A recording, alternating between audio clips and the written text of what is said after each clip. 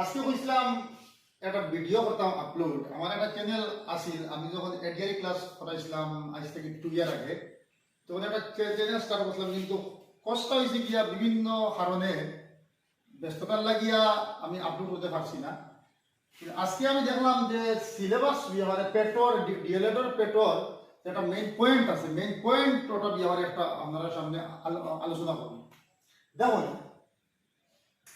আমরা কাছে বহু স্টুডেন্ট হয়, কিন্তু হয় ওটাও প্রবলেম যে স্যার যে কোনো জিনিস আমরা স্টার্টিং তখন থাকি, ওটা হচ্ছে গিয়া মেইন প্রবলেম।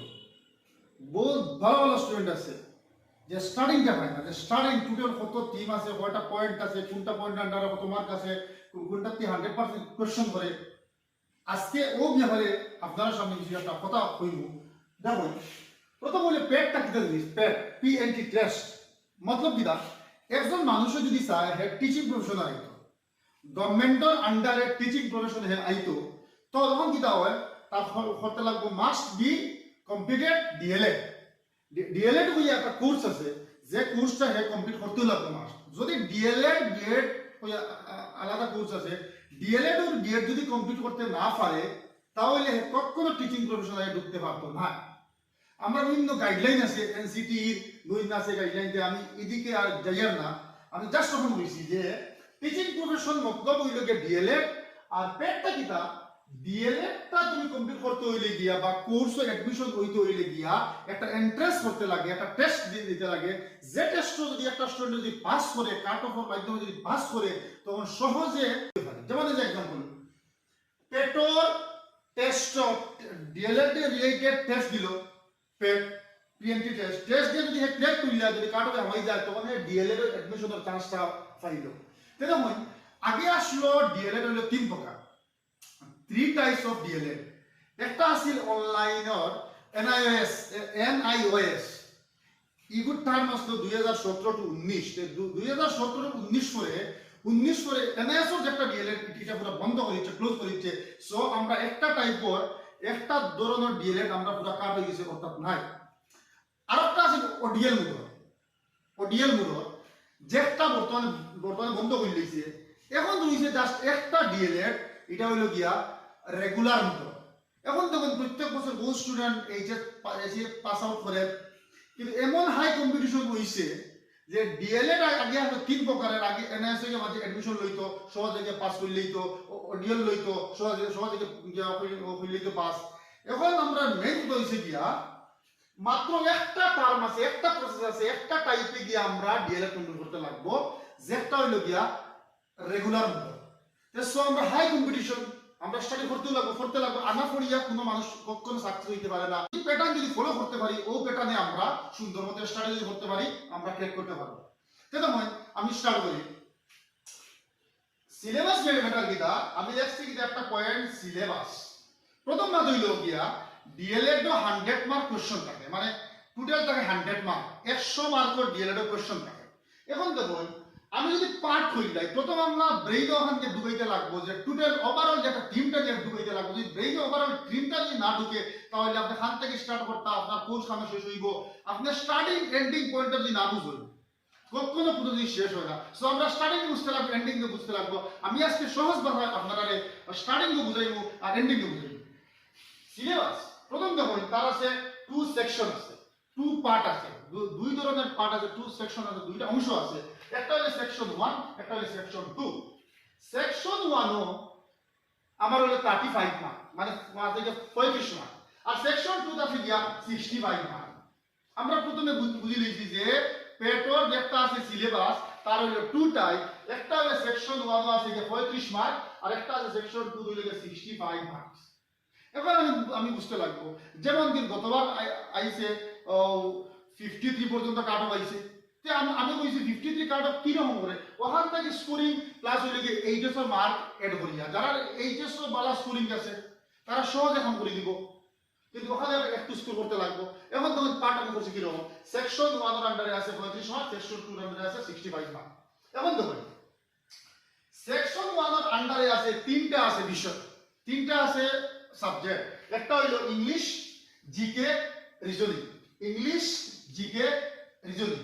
আর সেকশন 2 এর আন্ডারে আছে আরো 4টা পার্ট, ম্যাথমেটিক্স, গণিত, বিজ্ঞান, এসএসটি, সোশ্যাল স্টাডিজ, সমাজবিদ্যা, এমআইএল, বাংলা, 4টা পার্ট আছে।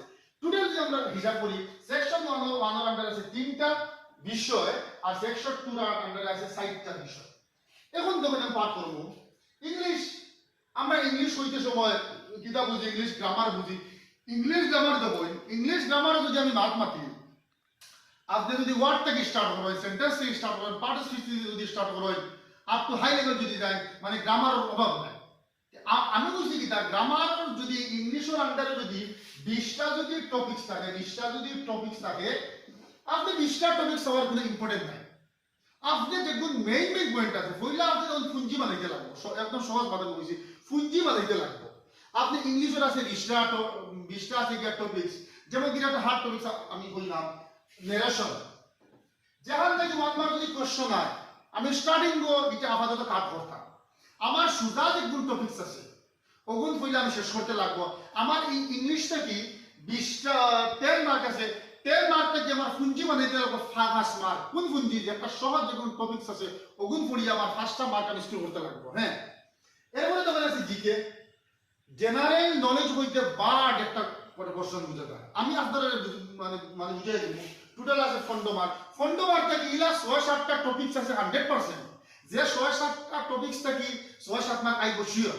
তখন আপনি বার্ড জিকের বই যদি আউট করেন, ইউটিউব ফলো করেন, বিভিন্ন ক্লাস ফলো করেন, বিভিন্ন যদি পাইলে নোটস ফলো করেন, অভাব নাই। হাজার কোশ্চেন। আমার কথা হইলো কি হাজার কোশ্চেন করার আমার কোনো দরকার নাই। মানে এন্ট্রান্স মতো হইলো শর্ট ট্রিক্স। আপনার 15টা কোশ্চেন আছে, 15টা মার্ক আছে। আমি বুঝি জিকের আন্ডারে আপনার 6-7টা ওলা ইম্পর্টেন্ট টপিকস আছে, যেগুলো টাচ করলেও যে ছাত্র ফারার নাই ওই ছাত্র করতে পারবো। আমি তো কই মুখে পড়ে এরপরে আছে কি রিজনিং আছে, যে 10 মার্ক আছে। ইলা 4-5টা টপিকস আছে যেখান থেকে 100% কোশ্চেন আসবে। কোশ্চেনের টাইপটা আপনি বুঝতে লাগবে, কিন্তু 100% কোশ্চেন আসবে শিওর। শেষ আমার সেকশন 1 35 মার্ক। কি জানি সাবজেক্ট ইংলিশ আছে, জিকে আছে, রিজনিং আছে। আমি কইব পরে ইংলিশের আন্ডারে মাত্র 4-5টা টপিকস আপনি ক্লিয়ার হয়ে যায়, এখান থেকে 4-5 পাইবা, মতলব আপনারা ফুঞ্জি হয়ে গেছে। আচ্ছা যাও, সেকশন 1 শেষ করছি। এবারে সেকশন 2। সেকশন 2 কি জানো হয়? অঙ্ক আছে, গণিত আছে, বিজ্ঞান আছে, এসএসটি আছে, বাংলা আছে। আমি যদি আপনারা বই জিএমএস, আমি বিশেষ করে বিজ্ঞান আর অঙ্ক বিশেষ করে ক্লাস করাই, ইংলিশ গ্রামার ক্লাস করাই। আপনি জিকেরও মোটামুটি একটা কনসেপ্ট আছে, রিজনিং এর একটা আছে, কিন্তু মেইন আমার হইল গিয়া ম্যাথমেটিক্স আর বিজ্ঞান। দেখুন ম্যাথমেটিক্সও আপনার 15 মার্ক আছে। আমি ইলা কিছু টপিকস আছে এলসিএম, এজ এক্সাম্পল এলসিএম। পৃথিবী উল্টি যাও, এর বাদে এলসিএম থেকে একটা কোশ্চেন দিব, মাস্টার একদম দিব শিওর। এটা প্রত্যেক বছর দেয়। ইলা 6-7টা টপিকস আছে। আমি আপনারা কইমু পরেও যদি আরো ভিডিও বানাই তখন আমি কন্টিনিউ করি। প্রত্যেকটা সাবজেক্টের আন্ডারে 5-6টা মেইন টপিক যেখান থেকে স্কোরিং কার্ড। জেনারেল সায়েন্স আছে, এসএসটি আছে, এমআইএল আছে। আপনারও সায়েন্স আছে টপিকস। এখন আমার মুদ্রা কথা মেইন কথা কিটা দেখো, মেইন কথা হইল গিয়া যে এন্ট্রান্স মানে স্ট্রাগল, আর এন্ট্রান্স অর্থাৎ কিটা কম্পিটিশন। আপনি ই জমানার যদি আপনি কম্পিটিশনে টিকতে চান, একটা উপায় আপনি স্টাডি করতে লাগবে মাস্ট। আমি ফার্স্ট স্টার্টিং ভিডিও স্টাডি অঙ্কর একটা মোস্ট ইম্পর্টেন্ট টপিকস হইল গিয়া নাম্বার, যেখান থেকে 3-4 মার্ক শিওর, 100% শিওর আয় এনি কম্পিটিটিভ এক্সাম। নাম্বার যেটা আছে আমি অলরেডি কই লিখছি যে নাম্বারটা আমি 5টা ভাগে ভাগ করছি। 5টা ভাগে ভাগ করার পরে যে 5টা ভাগ আছে এর মধ্যে মোস্ট ইম্পর্টেন্ট হইল গিয়া একটা পার্ট, একটা অংশ রেশনাল নাম্বার এবং কি ইরেশনাল নাম্বার। অর্থাৎ কিনা একটা হইল গিয়া পরিমেয় সংখ্যা আর একটা হইল গিয়া অপরিমেয় সংখ্যা। এখন দেখুন পরিমেয় সংখ্যা বা রেশনাল নাম্বার যেটা আছে ওটা মাত্র 3টা পয়েন্ট আমি বুঝাইব। 3টা পয়েন্ট যদি মাইন্ডের ঢুকানি যায়, ঢুকাইতে পারো, তাহলে দেখবা একদম সোজা যে কোনো সংখ্যারে আমরা কোনটা পরিমেয় সংখ্যা আমরা হইতে পারবো। প্রথম বিধা দেখো রেশনাল নাম্বার বা পরিমেয় সংখ্যা। প্রথম যেটা পয়েন্ট হইল গিয়া সব স্বাভাবিক সংখ্যা, পূর্ণ সংখ্যা এবং অখণ্ড সংখ্যা হইল গিয়া পরিমেয় সংখ্যা। আমরা জানি যে স্বাভাবিক সংখ্যা কিতা দিছে ইসলাম 1 থেকে লইয়া 2 থেকে লইয়া 3 4 আপ টু আনডিফাইন্ড মানে অসীম। মানে স্বাভাবিক সংখ্যা পাইলাম 1 থেকে লইয়া আনডিফাইন্ড পর্যন্ত মানে অসীম। এরপরে সংখ্যা পূর্ণ সংখ্যা পাইলাম 0 থেকে লইয়া 0 1 2 3 আনডিফাইন্ড। এরপরে অখণ্ড সংখ্যা কিতা পাইছিলাম প্লাস মাইনাস আলা যেটা কাউন্টেবল সংখ্যা আছে গণনা লাগে যেটা সংখ্যা আছে প্রত্যেকটার অখণ্ড সংখ্যা অর্থাৎ এটা শর্টকাটে যদি আমি বুঝাই স্বাভাবিক পূর্ণ অখণ্ড ও তিনটা জিনিস মিলিয়া ওইব কিনা পরিমেয় সংখ্যা প্রথম পয়েন্টে কিতা বলে যে স্বাভাবিক সংখ্যার মধ্যে যা সংখ্যা আছে পূর্ণ সংখ্যার মধ্যে যা সংখ্যা আছে অখণ্ড সংখ্যার মধ্যে যা সংখ্যা আছে প্রত্যেক সংখ্যার একটা একটা আমরা হইব কিনা রেশনাল বা পরিমেয় সংখ্যা যেমন এক্সাম্পল আমি লিখলাম শূন্য শূন্য কি একটি রেশনাল নাম্বার বা পরিমেয় সংখ্যা হ্যাঁ কারণ কিটা কারণ হইলে দিয়া শূন্য হইলে একটা কি পূর্ণ সংখ্যা এখন বললাম যে -2 কি একটি পরিমেয় সংখ্যা হ্যাঁ পরিমেয় সংখ্যা কারণ কিটা কারণ -2টা হয়ে গেলে যে অখণ্ড সংখ্যা অর্থাৎ কিটা যে স্বাভাবিকের ভিতরে পূর্ণর ভিতরে অখণ্ডের ভিতরে যা আছে প্রত্যেকটারে কইব আমরা এটা কি পরিমেয় সংখ্যা মানে প্রথম পয়েন্ট হলো শেষ এখন পয়েন্ট নাম্বার 2 কিটা হইছে দশমিকের পরে যদি সংখ্যা গণনা করা যায় তাহলে পরিমেয় সংখ্যা হবে অর্থাৎ কিটা এক্সাম্পল দিয়ে বুঝাই 0.25 ডট ডট পয়েন্ট 2 এখন হল যে দশমিক বা পয়েন্টের পরে আগর গণনা পয়েন্টের পরে যদি সংখ্যাটা আমরা হইতে পারি যেমন পয়েন্টের পরে আমরা হইতে পারি 25 মানে এটা 25 তে যদি আমরা পয়েন্টের পরে সংখ্যাটা যদি হইতে পারি তখন তার নাম হইল গিয়া পরিমেয় সংখ্যা আর যদি হইতে না পারি তখন তার নাম হইল গিয়া অপরিমেয় সংখ্যা যেমন উদাহরণ দেব 0.25 ডট ডট ডট ডট আমরা জানি যে ডট ডট অর্থাৎ কিটা আর প্রচুর সংখ্যা আছে যার কোনো শেষ নাই অর্থাৎ কিটা প্রথম যেটা আছে 0.25 আমরা পয়েন্টের পরে 20 হইতে পারি সো আমরা হইতে পারবো এটা কি পরিমেয় সংখ্যা আর পয়েন্ট নাম্বার এর ফরকটা দেখো 0.25 মানে পয়েন্টের পরে 25 করে ডট আছে যদি ডট থাকে মানে সংখ্যাটা গণনা করা যায় না সো আমরা এগুলো হইব অপরিমেয় সংখ্যা অর্থাৎ পয়েন্ট নাম্বার 2 আমরা পাইছি যে পয়েন্টের পরে যদি সংখ্যাটা গণনা করা যায় তখন তার নাম হইল যে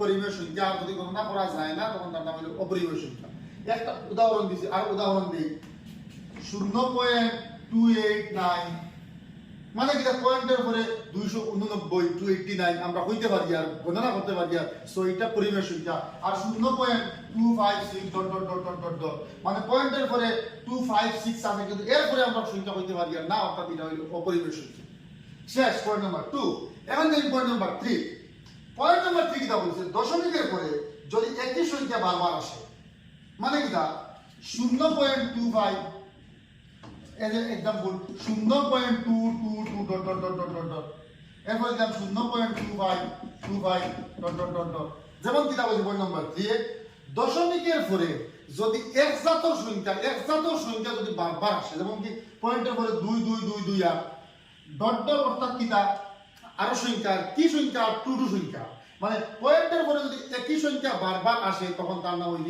কিটা পরিমেয় সংখ্যা আর ওটা দেখুন পয়েন্টের পরে 25 মতলব আরো 25 কন্টিনিউয়ার তো একই সংখ্যা যদি বারবার আসে তা হইলে কিটা পরিমেয় সংখ্যা হয়ে যায় সো আমরা তিনটা পয়েন্ট আমি পাইছি তিনটা পয়েন্ট যদি আমি আবার যদি রিভাইভ করি প্রথম পয়েন্ট কি আসলো যদি স্বাভাবিক সংখ্যা পূর্ণ সংখ্যা অখণ্ড সংখ্যা ও তিনটার ভিতরে যা সংখ্যা আছে প্রত্যেকটারে আমরা হইব কি পরিমেয় সংখ্যা বা রেশনাল নাম্বার পয়েন্ট নাম্বার 2 কি আছে যে পয়েন্টের পরে পয়েন্ট নাম্বার 2 আছে কিটা পয়েন্টের পরে যদি সংখ্যাটা গণনা করা যায় দেখুন 0.65 মানে 65 আবার 0.65 টা দিলে ডট ডট ডট ডট মতলব কিটা এটা কোনো গণনা করা যায় না মানে আরো সংখ্যা আছে আমি হইতে পারবে না সো এটা হইল অপরিমেয় সংখ্যা শেষ পয়েন্ট নাম্বার 2 পয়েন্ট নাম্বার 3 কিটা পয়েন্ট নাম্বার 3 হইছে দিয়া পয়েন্টের পরে যদি একই সংখ্যা যদি বারবার আসে যেমন কি হইছে 0.2222 দিয়া আরো দিছে ডট ডট অর্থাৎ কিটা একই সংখ্যা বারবার আসে আর যদি একই সংখ্যা যদি বারবার আসে তখন তার নাম হইল